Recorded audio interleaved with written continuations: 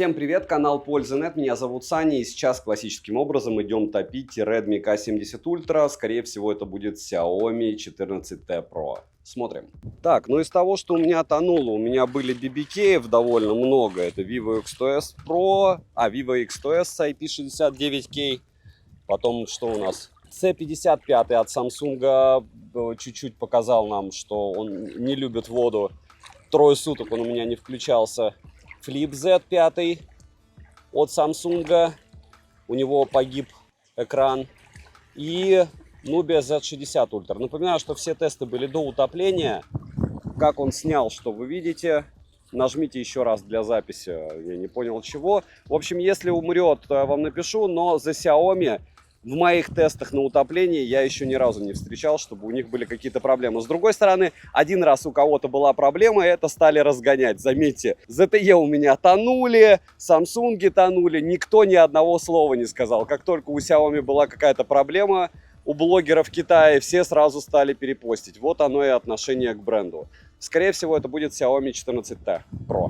Всем привет, вы на канале Польза.нет, и здесь только подробные обзоры с целью сэкономить вам средства. И пока это дело у меня получается, учитывая, что идет рост подписчиков и здесь, и в телеге скидок. Сегодня я расскажу вам о смартфоне Redmi K70 Ultra. Ему пророчат быть Xiaomi 14T Pro, и насколько он хорош, стоит ли приобретать этот смартфон с 2 миллионами баллов в Antutu, которые реально купить за 33-34 тысячи рублей. Но, разумеется, без русского языка его нужно будет переводить. Разумеется, здесь есть Google сервисы, бенды не все, но мы прекрасно понимаем, что Xiaomi 14T Pro будет в глобалке уже со всеми делами. Здесь полноценный Always On Display, IP68, который в отличие от всяких Vivo у меня не тонет, хотя у них там IP69 было. Если говорить про его супер качество, которое мне нравится, это, разумеется, прямой экран. Я не люблю водопады. Металлическая рамка. Помимо этого, инфракрасник они никуда не выпилили. Да, здесь стерео с перекосом на левый динамик,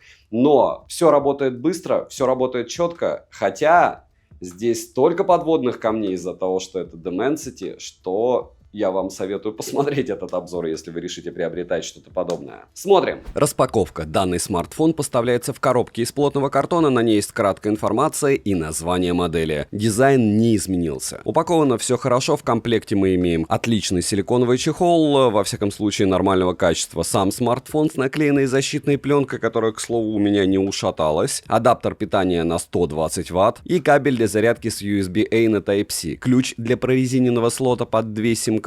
Карту памяти запихать сюда нельзя. Габариты смартфона 162 на 75 на 8,7 мм, а вес 214 граммов. Розыгрыши море, читаем описание, какие сейчас актуальны. Постоянно это, разумеется, я разыгрываю один смартфон, ежемесячно Poco X6 Pro каждый месяц. Условия для участия в розыгрыше очень просты. Вы оставляете любой осмысленный комментарий больше 5 слов под любым из роликов на YouTube, либо в этом комментарии, либо в описании своего канала указываете свое имя в Телеграме, можно русским языком, можно через пробелы. Подписывайтесь на телеграм-канал скидок, и вы автоматически в розыгрыше. Приходить на стримы не обязательно. Стримы, к слову, на канале Польза стримы очень часто. Перейдем непосредственно к смартфону. Начнем. В продаже есть белая, черная, зеленая, оранжевая и фиолетовая расцветка данной модели. Внешне смартфон выглядит привлекательно, плюс за металлические рамки и стеклянную тыльную часть. Собран K70 Ultra отлично, качество материалов хорошее. Ко всему, смартфон имеет защиту от влаги и пыли по стандарту IP68. В начале ролика вы видели, как я этот смартфон топлю, одновременно он снимает видео, никаких проблем у него не произошло с этим делом. Эргономика смартфона неплохая, в руке он лежит удобно, грани прямые, но тыльная часть имеет слегка закругленные края. Далее, на корпусе расположена кнопка питания, качели регулировки громкости, ИК-порт, разъем USB Type-C OTG, микрофоны и стереодинамики. Мини-джек отсутствует, что неудивительно, учитывая стандарт защиты. Динамики громкие, звучание качественное и хорошо, что его можно персонализировать. Есть предустановки для разных сценариев использования и не только. Вибромотор тактильно приятный и настраиваемый. Летим дальше. Смарт оснащен OLED 8T LTPO дисплеем на 6,67 дюйма с отличным разрешением 2712 на 1220 пикселей. Матрица экрана абсолютно плоская, рамки минимальные и симметричные, плюс вырез под фронтальную камеру небольшой. Плотность пикселей 446 ppi, субфлагманская. Экран поддерживает HDR10+, и Dolby Vision. По моим замерам, на 100% яркости 900 люксов он выдает, 1600 люксов на пике. Вы сейчас все видите на экране, и вам решать, Радексу доверять или ТНА, которого 2 поверки. Частота обновления экрана адаптивная, максимум 144 Гц. Результаты теста на частоту дискретизации касания средненькие, но в играх сенсорный отклик хороший. Мультитач на борту, экран спокойно откликается на 10 касаний одновременно. Регулировка шима 3840 Гц, показатели шима вы видите на экране. Шим выше 40% не поднимался, но вообще, если измерять только радексом, там все вообще волшебно. 12% пик, шима, считайте, нет. Полноценный Always On дисплей в наличии, за что плюс. Далее, разблокировать экран можно при помощи сканера отпечатков пальцев, расположенного под экраном, распознаванием лиц и стандартными способами. Сканер отпечатков пальцев работает не супер быстро, как ультразвуковой, но быстро. Разблокировка по лицу также отрабатывает очень быстро, можно зарегистрировать до 2 лиц. Летим дальше. Процессор MediaTek Dimensity 9320+, а в программе отображается почему-то просто 9320, хотя все цифры говорят о том, что это 9320+. Техпроцесс 4 нанометра с 8 ядрами и максимальная частота 3,4 ГГц. Графический процессор Mali G720 Immortal MP12, интерфейс HyperOS на базе Android 14 версии, оперативная память LPDDR5X и доступна на выбор 12 и 16 ГБ. Варианта с 24 ГБ ОЗУ в продаже я не встречал. Внутренняя память UFS 4.0 на выбор 256 ГБ, 512 ГБ и 1 ТБ.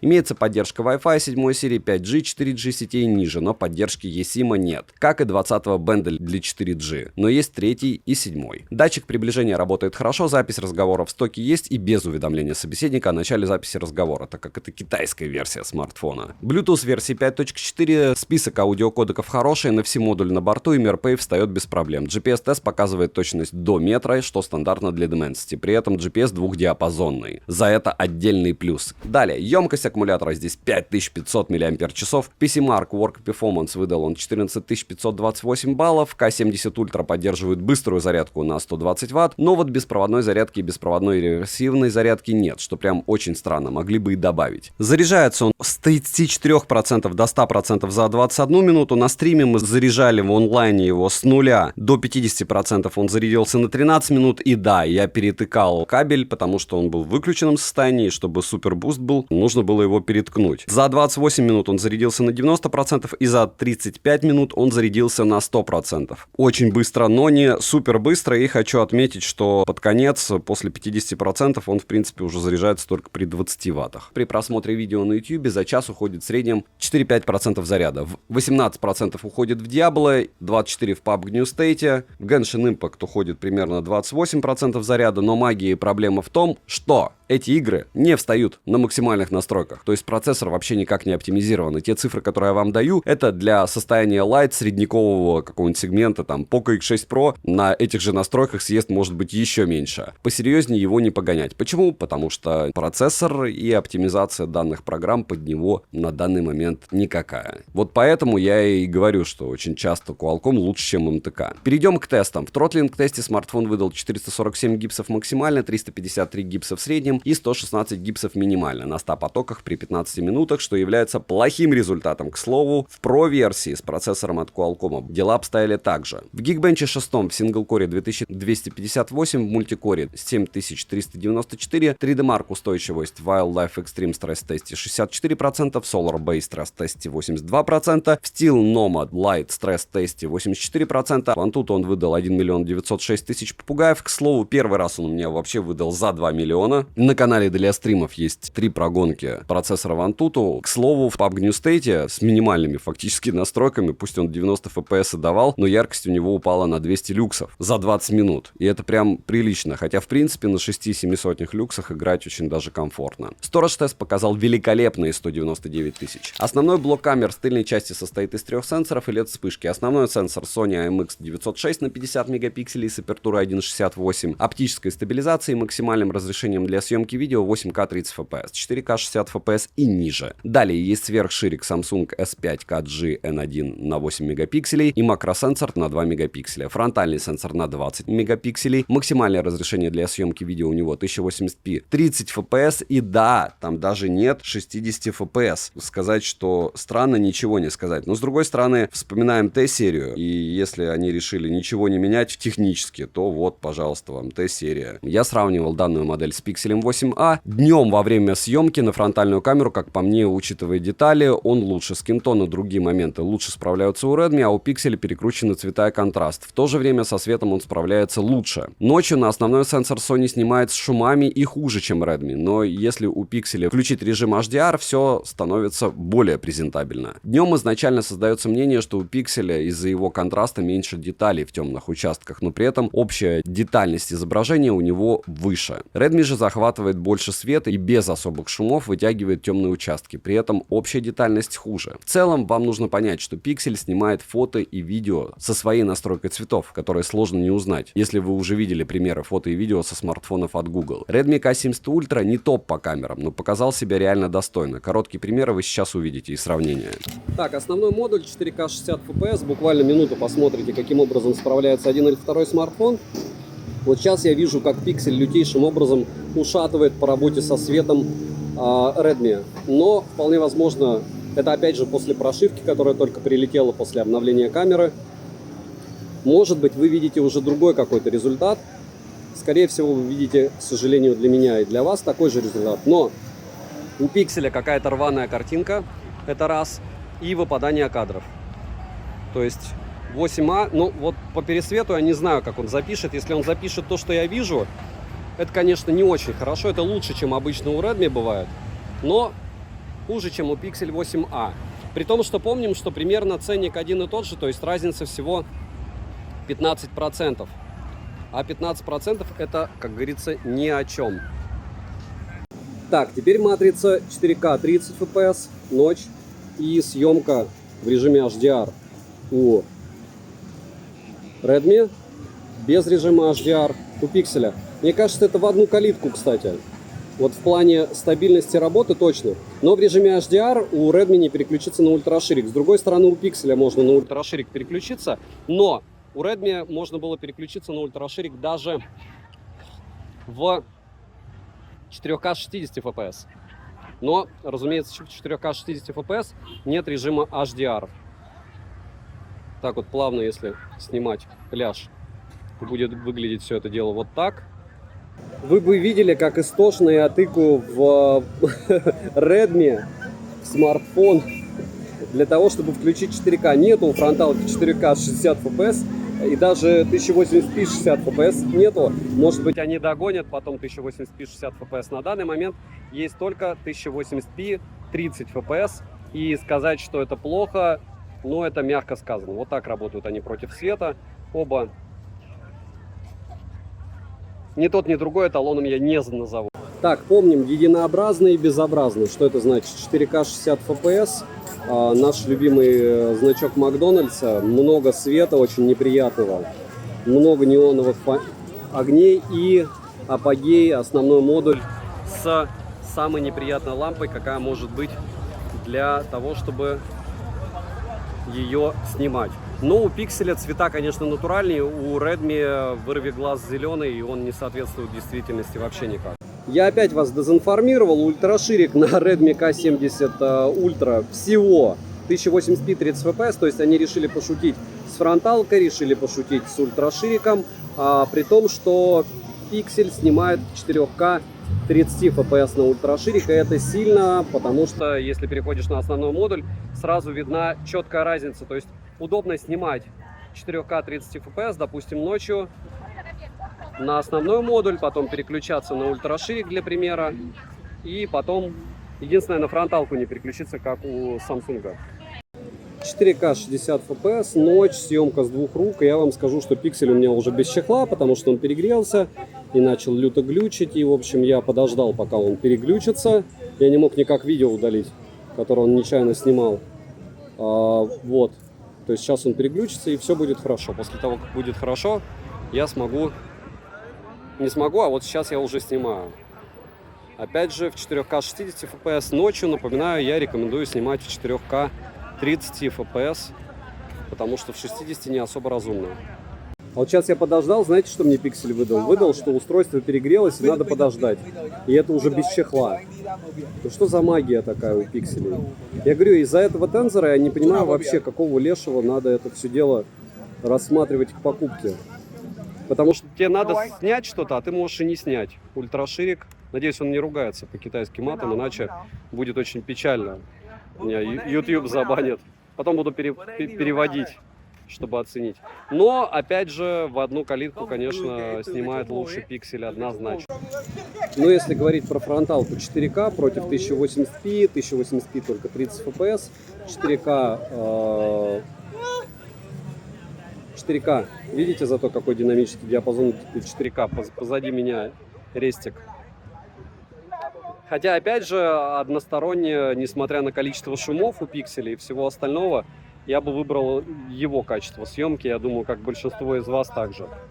Так, 4К 60 FPS, ночь, съемка с двух рук, пиксель против Redmi K70 Ultra, пиксель 8A.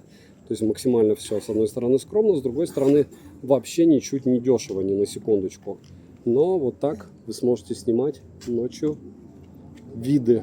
Вот давайте плавненько 10 секунд, чтобы вы ощутили всю глубину. А самое главное, вспомнили, что первое, только на YouTube более-менее адекватное качество. То есть, если вы смотрите это на Дзене, либо в ВК, знайте, что он его порезал вообще капитально, и ничего сравнивать вы не сможете. С моей личной телеги скачивайте. И второй момент, что пиксель 8А тоже ни копейки стоит. Ну и 4К 30 FPS, съемка с двух рук. Вот такая, давайте 20 секунд, пока я успею. Плавно. Шумов на пикселе вообще море, конечно. Ну, зато Redmi не особо волшебно работает со светом. И это тоже такая себе история. Ну что же, 4К 60 FPS, я бы мог сказать, о, как классно, что пиксель не показывает теплый свет. Но технически здесь теплый свет. И то, что пиксель выбеляет, ну спасибо ему. Понятно, что рубашка белая, как на пикселе, но в зеркало я вижу себя вот таким вот желтым. Поэтому я не совсем понимаю претензии, когда говорят, допустим, где натуральный цвет, в лифтах или еще где-то, почему желтый, почему теплый. Ну потому что вот если сейчас смотреть без очков, цвет такой, как у меня на Redmi. Понятно, что если ты пойдешь в холодный свет, где лампочки будут другими, не такой температуры света, то будет другая история. Ну, в общем, вот так. Так, ну что, 4К 60 FPS, съемка с двух рук. Немного пройдусь с этими двумя смартфонами. Насколько хорошо отрабатывают они, как говорится, чуть-чуть в долгую, вы сейчас увидите. Когда мы говорим, что, опять же, Redmi это не про съемку, но давайте вспоминать, что уже конец 2024 года, и, разумеется, конкуренция просто лютейшая. И когда ты выгружаешь какой-то смарт, в 2024 году есть всякие Honor по 30-ке, допустим, 200, я повторяюсь, глобалку, вот я недавно купил, до этого китайскую версию покупал. И все они неплохо снимают. И вот 1080p 30 FPS, 4К 30 FPS. И когда у тебя какой-то из смартов в ценнике выше $300, как те же пиксели, Realme со своими телевиками, с маркетинговой уловкой лучше, чем у айфона. Когда у тебя Honor уже неплохо снимают в эти деньги. Когда у тебя в эти деньги снимает даже какая-нибудь там Motorola, кстати, из ZTE-шки ничего. Есть такие. И хочется, чтобы Redmi тоже поднапряглось, вспомнила о фронталке, вспомнила о ультраширике и копала не только в сторону процессора, но и в сторону видео. С другой стороны, вот сейчас, допустим, по оптимизации 1080p 30 FPS, я думаю, что если вы смотрите в каком-нибудь там ВК с его качеством, ну, напоминаю, что если вы смотрите в ВК, это даже рядом не лежало. Хотя, опять же, то, что я снимаю в 4К на пикселе, вы видите и считаете 1080p, потому что это два сравнения. Но лучше смотреть либо на тьюбе, либо исходники у меня в личной телеге скачивать, чтобы примерно прикинуть, какая съемка. С другой стороны, если вы собираетесь брать смартфон для того, чтобы снимать в сервисах, которые не YouTube, ну, все остальные очень сильно сжирают качество, и там, наверное, и Redmi хватит. Там зато камеры не надо покупать, ничего. Просто я выгружаю туда и туда, и на данный момент качество, конечно, мягко скажем, хромает. Но будем надеяться, что они со временем не будут забиваться, а наоборот повысят качество, потому что конкуренция уменьшится же, но она уже уменьшилась, и они смогут расправить крылья с рекламой. Так, вот динамический диапазон по фронталке такой, и повторяюсь, хотя я каждый раз говорю, что нечего сравнивать фронталку, а почему бы не сравнить? Они же его сюда вставили, правильно, мы за нее платим. Ну и сравниваем с пикселем. Я не буду показывать, как на пикселе ультраширик 4К отрабатывает и 1080p, наверное, а может и покажу для сравнения. Ну вот так, если брать сравнение по цветам. Здесь ничего сложного, поэтому по мне очень близко оба. Просто вот буйки, допустим, они бледные. Бледные и грязные, розовые. И они ближе, наверное, все-таки на пикселе. Но пиксель люто выкручивает контраст. Во всяком случае, на смартфоне видно так. Может, вы уже видите нормальную картинку, может, он пишет уже в цвет, как говорится. С другой стороны, вот сейчас цвета зеленые, реальные на пикселе, а не на Redmi. И чтобы вы поняли, какая будет разница в ультраширике, может быть, для кого-то она будет незначительная. 1080p 4 30 fps против 4К 30 fps. Два смартфона. Динамический диапазон, конечно, у пикселя прям очень хорош. И вот так вы сможете снимать. Так, ну что, 4К 60 fps, съемка с одной руки. Будем надеяться, что то, что я снимаю, вы увидите. Если вы это увидели, значит все хорошо кончилось.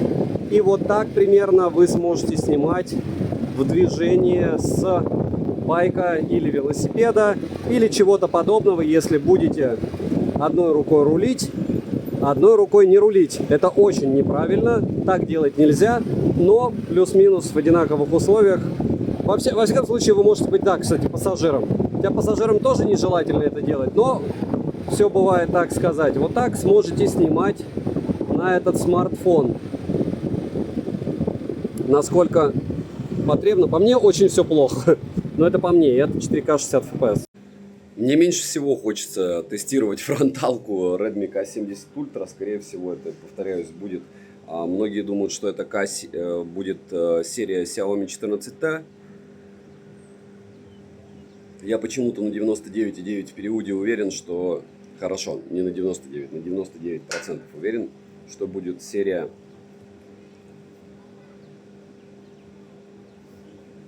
Poco F7. Потому что слишком все гладенько тут. И она такая простая. Но это будет круто. Потому что, но с другой стороны, видите, Poco F6 был, это Redmi Note, китайская версия 3T. Посмотрим, может вообще не будет его. С динамическим диапазоном не все печально, но и не все хорошо. И, к слову, он может снимать еще в 8К 30 FPS, 8К 24 FPS. Разумеется, на YouTube я это дело выкладывать не буду. Сейчас съемка в 4К 60 FPS. Особо много роликов. Ну, не знаю, у меня еще будет обзор одним кадром. Вы же помните, когда я хожу в режиме нон-стоп, с автофокусом все окей. И снимаю вот там, как раз на пляже, когда... и рассказываю о смартфоне при съемке на основной модуль. То есть там, мне кажется, будет достаточно. Давайте зум проверим на нашем православном храме. Православный храм с батюшкой, со всеми делами. X6. Ну, так себе. Это 4К 30 FPS режим HDR. В 60 FPS HDR, разумеется, с основного модуля не включить. Вот так сможете снимать в режиме HDR в 4К 30 FPS. Очень даже неплохо. Очень неплохо прям. Ну, надо на большом компе смотреть, но то, что я уже смотрел, мне понравилось. Ультраширик работает только в 1080p 30 FPS. Автофокусов ультраширика классические, как я понимаю, отсутствует. Или даже если присутствует, я его найти не могу. Я, конечно, еще постараюсь, но, скорее всего, Автофокус 1080p 30 fps ультрашириком вышел из чата. И еще немного основы 1080p 30 fps.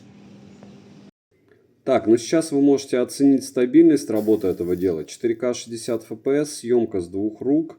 И ну, у рук есть упор в виде кухонного стола. И пока я не вижу, чтобы камера дышала. Единственное, я сделал дополнительное освещение, опять же, боком. Если сделать хорошее освещение, будет вот так. Если убрать освещение и просто от домашних не самых лучших лампочек теплого света, то он сможет снимать вот так.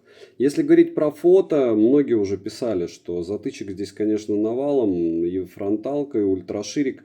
Но, опять же, ни Redmi, ни Poco это не про суперкамера. Даже версия 13T и 13T Pro, хотя с камерами дружила, там в основном основной модуль был хорош. То есть, если кто-то пилит, допустим, Realme пилит только продавать свои телевики с формулировкой «он лучше, чем у айфона», а ни процессора, там ничего другого, еще плюс дизайн специфичный, кому-то может очень сильно нравиться, то Redmi это ближе к такому аппарату рабочему. Я сейчас паузу поставлю. Все, кофе пошел, это уже после паузы, после того, как минуты 2, скорее 3 даже, смартфон разогревался рядом с плитой. И вот так вы сможете снимать с двух рук. Вот фокус прыгает. Это от жары, скорее всего. Но опять же, видите, линза не потеет.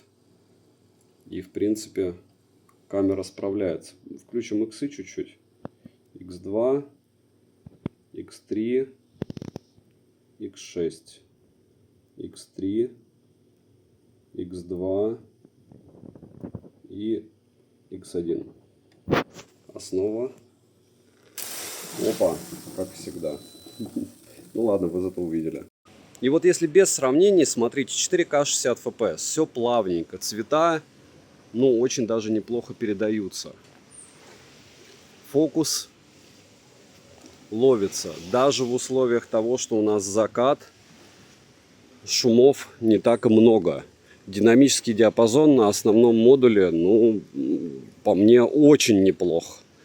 И опять же, очень хорошо.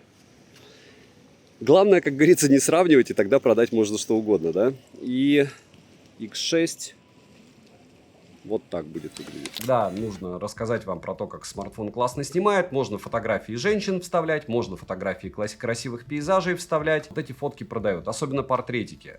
Но, как говорится, все красивые женщины на любой смартфон будут красивыми, а красивые пейзажи, к сожалению, на любой смартфон красивыми для смартфонов не оказываются. Особенно, если ты будешь сравнивать. Вот сейчас Pixel полностью ушатывает Redmi по цветопередаче. Почему? Потому что у Redmi выкручен контраст, потому что у Redmi абсолютно бесконечно зеленый цвет, кислотный, нереальный, не зеленый, не такой, какой должен быть. ISO он выставил 80 Redmi. Ну, настройки он правильно сделал, но алгоритмы у него беда.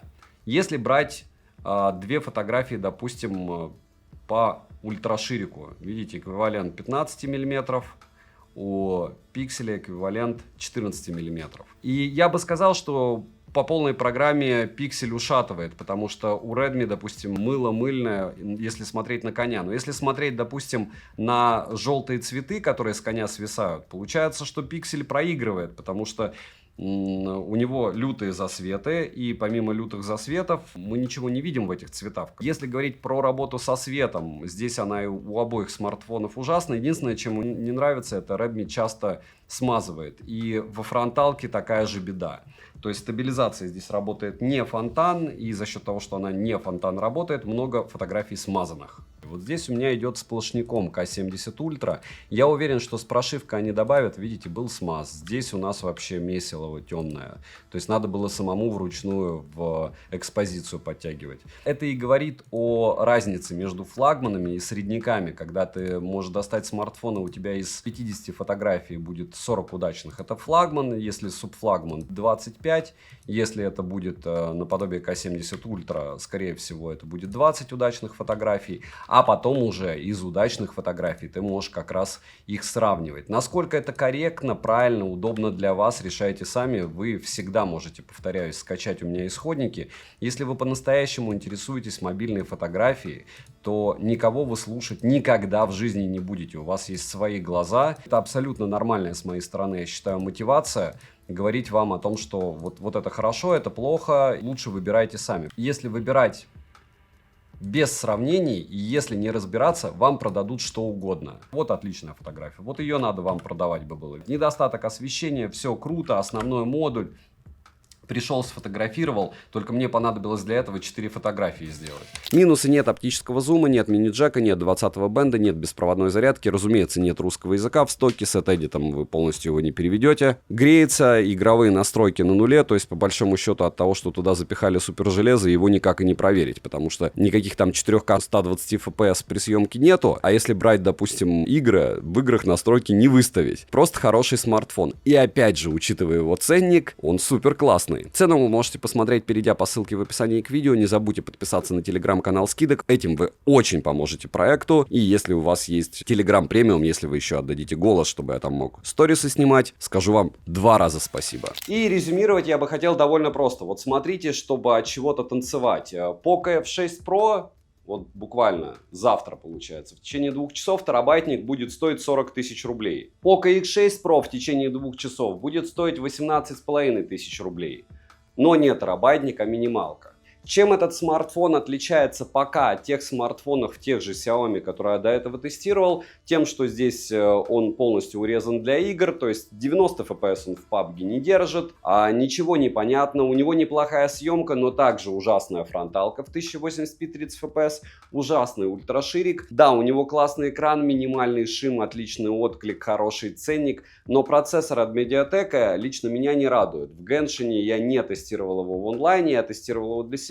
Все пока плохо. Будет ли это топом за свои деньги? Это уже топ за свои деньги. За такие деньги 2 с лишним миллиона баллов в Antutu, 200 тысяч баллов в Storage тесте 199. Но это просто за предел. Зарядка на 50% за 10 минут. А чего еще надо? 300-ваттную, я вот реально ее буду тестировать, куплю у Realme, но я прям, во-первых, сомневаюсь, а во-вторых, опасаюсь. Здесь 120-ваттная все равно при 20 в конце концов, среди концов, заряжает вторую половину. Если говорить о модели в целом, 14T Pro должен быть классный, все как всегда будет зависеть от ценника. Ощущения приятные, ощущения не как от даже средняка, а как от флагмана. Потому что и плотность пикселей шикарная, пусть даже не 500, но 4,5 сотни. И экран прямой, и тач нормально работает, и рамки вроде не громадные, то есть я даже здесь подбородок не вижу. Смотрите на цифры, делайте выводы, оценивайте для себя, стоит ли приобретать подобное. В этот ценник, в принципе, что у нас есть? Норды, которые должны выйти, 4-й. Я не знаю, что они там поставят, но там точно будет поскромнее железо. Вопрос, что будет с камерой. Если брать пиксель тот же в те же деньги, 8А, вы видели разницу? Да, он красиво снимает, красит, но если брать именно операторский подход, выбор, к сожалению, вот здесь. Ну, не считая фронталки. Фронталка в 1080p 30 FPS, разумеется, ни в какие ворота. Если говорить про альтернативы сегодня, завтра, вот, пожалуйста, Poco F6 Pro. Тоже довольно бесполезное устройство с моей точки зрения. То есть, по мне, лучше брать Poco F6. А F6 Pro непонятно, к чему он. К субфлагманам или к среднякам. Если говорить про альтернативы Honor, Huawei, ну, у них там пуры 70-е падали до скольки? До 40. Ну вот плюс-минус так же. Ну там Android 12 версии, процессор 2019 года по технологии, и половина программ вообще не установишь. Не слушайте тех, что их не окирпичат, если будут окирпичивать андроиды, потому что все андроиды будут автоматом окирпичены, и Huawei не исключение. У них он просто 12 версии. В целом, своих денег он стоит. Что из него допилят, я не знаю. Я уверен, что в те же деньги я его легко продам. Мне очень понравился экран. Мне очень понравилась быстрая зарядка, но, в принципе, это стандартно. Понравилось, что он не утонул, в отличие от всяких Vivo ZTE и Samsung, которые у меня подтапливались. Девайсу от меня однозначное да. Опять же, только для тех, кто понимает, как отключать у Xiaomi рекламу, как менять язык на русский, с Edit это полностью не получится. Подписывайтесь на канал с колоколом. Все, кто хочет помочь проекту, подписывайтесь на телегу скидок, если у вас там есть премиум. Дайте, пожалуйста, мне голос, у меня там 100 с лишним голосов не хватает, и я буду делать 2 сториса во время распродаж. Это очень-таки актуально. Девайсу, уже повторяюсь, 5-й раз, да. Добра и удачи вам, дорогие друзья.